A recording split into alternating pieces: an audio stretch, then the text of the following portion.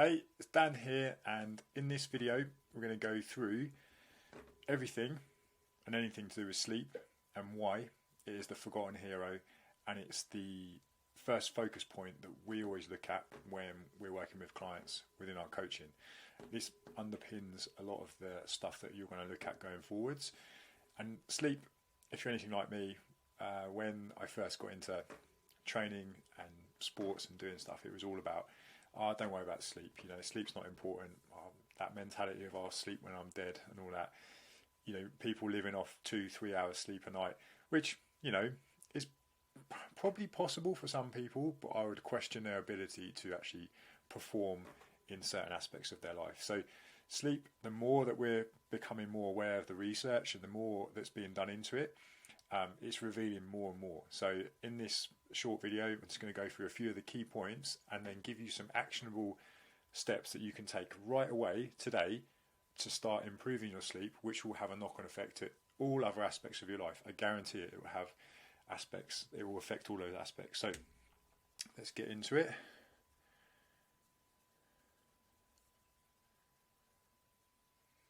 Why does it matter? Why does sleep matter?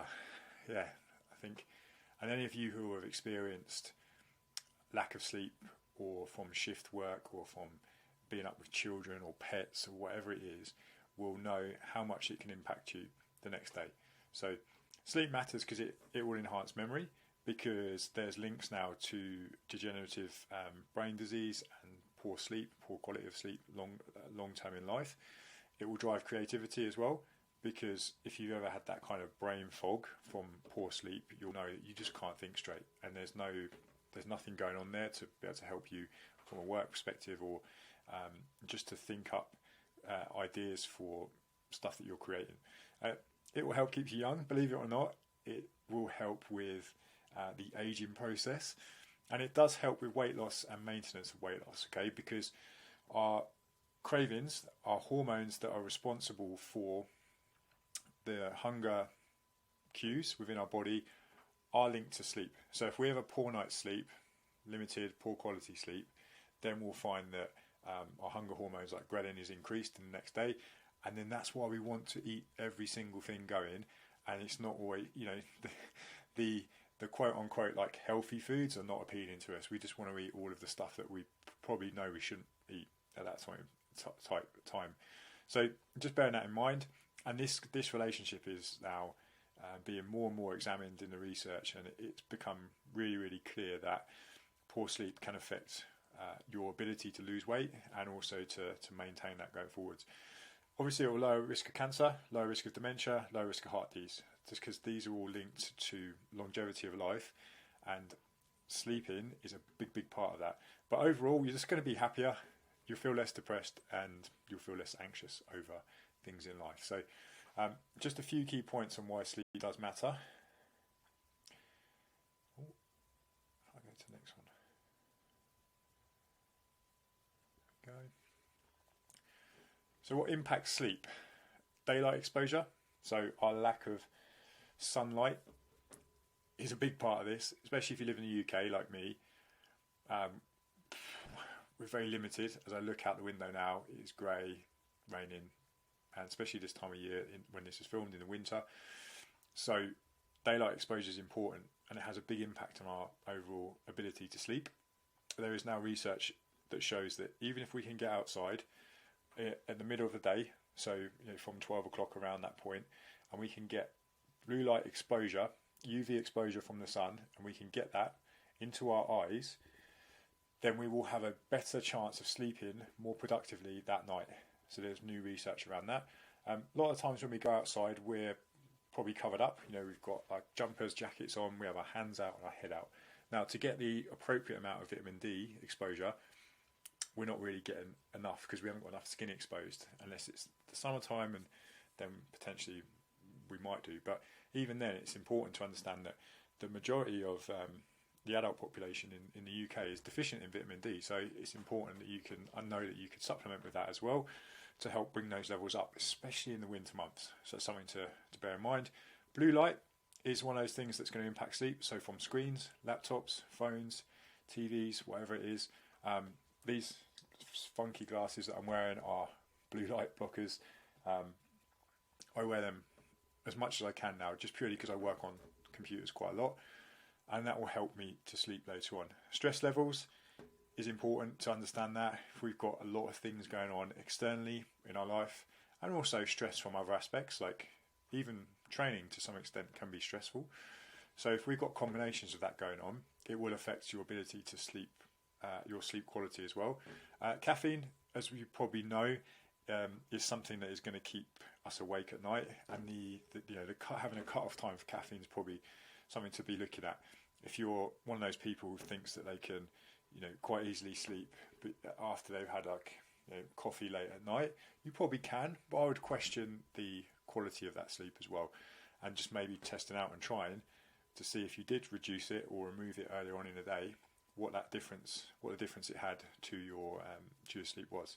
Because caffeine's afterlife is about 7 to 9 hours. So if you're having caffeine at 4 in the afternoon, if you think about it, at 10 at night, you're still going to have half that caffeine left in your system. Same with alcohol. We've all probably at some point maybe been out and had a few drinks, or maybe you've used alcohol to help get you to sleep. In essence, it's not really the sleep same quality that we're looking for. And if you've ever been out and then you've fallen asleep after a night out of some drinks, and you wake up, you say even if you've had 8-9 hours of sleep, you still feel knackered because you've not actually slept properly. You've not gone through the cycles that we would normally go through. And also your environment. So what's your routine like around going to bed? Is there a routine at all? Are we having things in place? Are we making sure the environment is set up for sleep? Temperature, darkness, sound, all of that stuff to take into account as well. Bed sheet quality, pillows, all of that as well, just important. So things that we can look at. What can we do to help? So have regular sleep and wake times. So even at the weekends, I know people are like, I have a lie-in at the weekends. It might feel good at the time, but then to get yourself back into the routine in the week is going to be harder. So try and keep it within half an hour to an hour of the same times.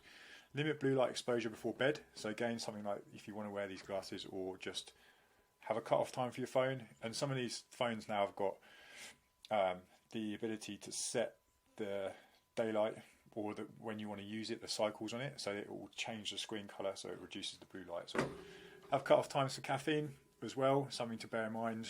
If you want to start moving that earlier and earlier in the day, decaf's always an option. And then your sleep routine, like we talked about, and how your environment is for sleeping. So we can look at these things. Have a routine like set for winding down for bed. So something that I would do, for example, is an hour before bed, try not to use my phone.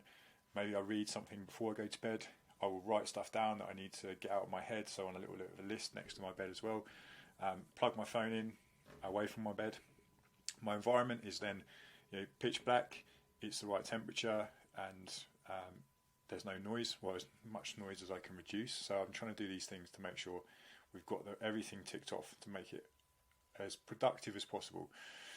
And here is my checklist for you.